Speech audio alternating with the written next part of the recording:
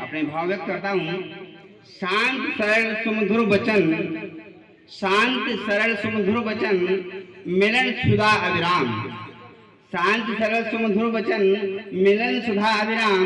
वेद राम जी आप बारंबार प्रणाम, बारंबार प्रणाम।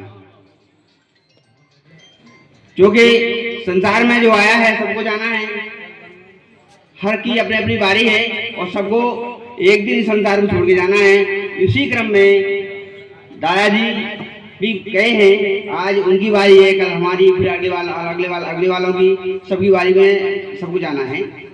तो ये प्रकृति का नियम है, जो फूल पक जाता है या आसमान झड़ जाता है वो उसे मुरझाना पड़ता है।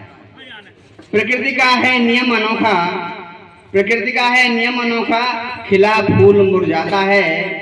जो आया है इस धरती पर आखिर एक दिन जाता है। जो आया है इस धरती पर आखिर एक दिन जाता है। लेकिन तन के मिट जाने से, लेकिन तन के मिट जाने से अस्तित्व नहीं मिट जाता है। लेकिन तन के मिट जाने से अस्तित्व नहीं मिट जाता है। और व्यक्ति के खो जाने से, और व्यक्ति के खो जाने से व्यक्तित्व नहीं मिट जाता है, व्यक्तित्व नहीं मिट जाता है। जैसा कि हमारे वेदराम जी अपने पीछे कितनी विरासत छोड़ गए हैं, जो समाज के लिए एक आईना बन के एक मार्गदर्शन देगा, समाज को आगे बढ़ाने का प्रयास करेगा।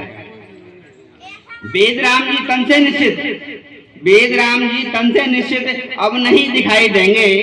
वेद राम जी तन से निश्चित अब नहीं दिखाई देंगे। और कर्मशिला पर लेखन उनकी, कर्मशिला पर लेखन उनकी सत्य गवाही देंगे, सत्य गवाही देंगे। इसलिए मैं उनका बड़ा लेखन मैंने कई बार उनको सुना और देखा भी, बहुत सुंदर लिखते थे और बड़े, जैसा कि उनका नाम मनमस्त है और मनमस्त तरीके से वो लिखते थे। तो प्रतिदिन उनका लेखन घर पे चलता था। हिंदी में लेखन था प्रतिदिन, हिंदी में लेखन था प्रतिदिन, शौक अनोखा पाला था।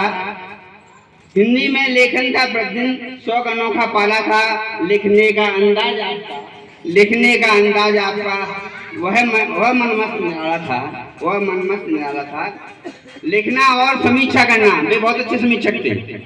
कोई भी कोई कविता लिखता है, कोई भी लेख लिखता है तो उनकी समीक्षा बड़े सटीक भाव से लिखते थे और बताते भी थे कि यहाँ इसमें ये त्रुटि है, इसको ऐसा इसमें और जोड़ दो तो ज्यादा अच्छा हो जाएगा। तो लिखना और समीक्षा करना कवि की अद्भुत शैली थी। लिखना और समीक्षा करना कवि की अद्भुत शैली थी। इसीलिए कवि कुल में उनकी इसी